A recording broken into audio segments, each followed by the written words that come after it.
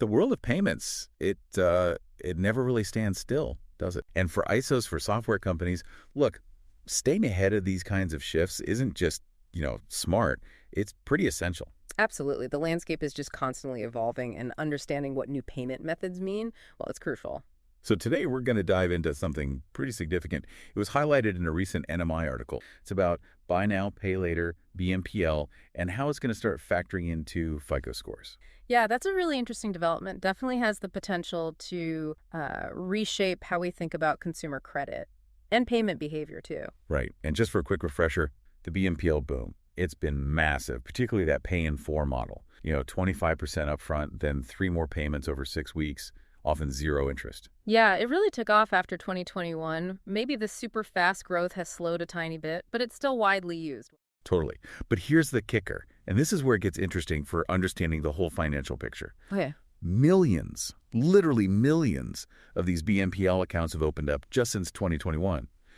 But a lot of that activity, it hasn't historically shown up on standard credit reports. Mm-hmm. That's a pretty big blind spot. It's a huge gap, right, in how we've tracked consumer credit, consumer obligations. Yeah, it definitely created an incomplete picture for lenders assessing risk, absolutely, but also for consumers trying to get a handle on their own finances. So the core of our deep dive today is really unpacking what FICO's decision to finally incorporate BNPL data into their scoring means.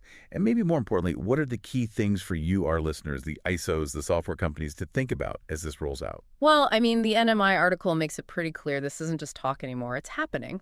FICO announced their new system for including BNPL data, I think earlier this year, and they're implementing it now.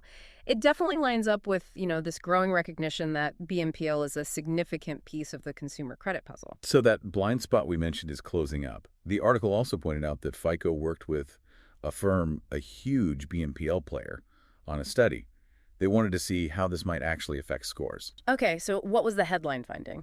Well, this is where it gets interesting. For most people, about 85% having BNPL on their report would likely mean a pretty small change to their FICO score. We're talking plus or minus 10 points. Only 10 points either way. For the vast majority, yes. And actually, most within that group would see either no change at all or maybe even a slight increase. Huh.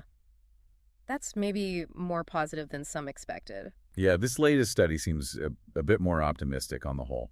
Okay, what does this actually mean for consumers? There's Federal Reserve data suggesting that, on average, BNPL users might already have, say, lower credit scores, maybe more revolving debt, sometimes past bankruptcies. And for some, it's their main option, right? Didn't the data say like 21% use it because it's the only payment method they can access? Exactly. So for those folks, BNPL was maybe a less intimidating way to pay over time. But now, with reporting, missed payments are going to hurt. Precisely. Miss a BNPL payment, and it could now drag down your credit score significantly. The stakes are higher. It really hammers home the point, doesn't it? BNPL is a loan. That 0% interest is nice up front, but it's still credit. Absolutely. Yeah. And people need to remember that the 0% can vanish fast if you're late, and then interest kicks in. Each BNPL is another promise to pay.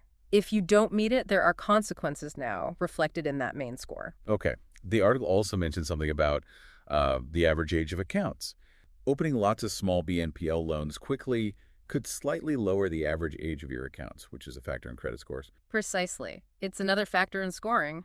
The impact might be small, maybe negligible for some, but it's a detail consumers should probably be aware of. It feels like this whole move really underlines a basic point. BNPL is a form of credit. That 0% interest thing can sometimes, mask that fact. It really can, but it functions like a short-term loan. And like any loan, there's the responsibility to repay and, well, repercussions if you don't.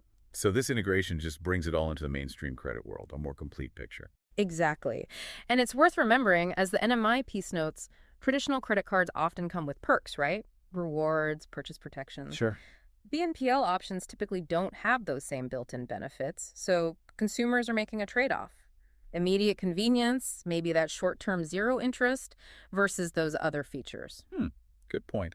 The article did highlight one potential upside, though, for people maybe underserved by traditional credit. Could using BNPL responsibly actually help them build a credit record? That's a really important potential positive. If this reported BNPL activity shows consistent, on-time payments, it could absolutely become a valuable stepping stone, a pathway to establish creditworthiness for people who've maybe struggled to get started. Okay, so let's try and tie this together. FICO's moving ahead, putting BNPL data into credit scores. That means more comprehensive reports. Check. And the early signs suggest the impact on scores for most people managing it okay will be pretty minimal, maybe even slightly positive for some. Correct. But missed payments can now hurt your score. It reinforces that BNPL is fundamentally a loan. So overall, this shift, it should hopefully lead to consumers making more informed choices about how they pay and manage debt. Yeah, promotes a more holistic view of someone's financial obligations. And for you listening, the ISOs, the software companies, this shift in how consumers see BNPL and how it affects their credit, that's bound to influence payment strategies down the line. No doubt.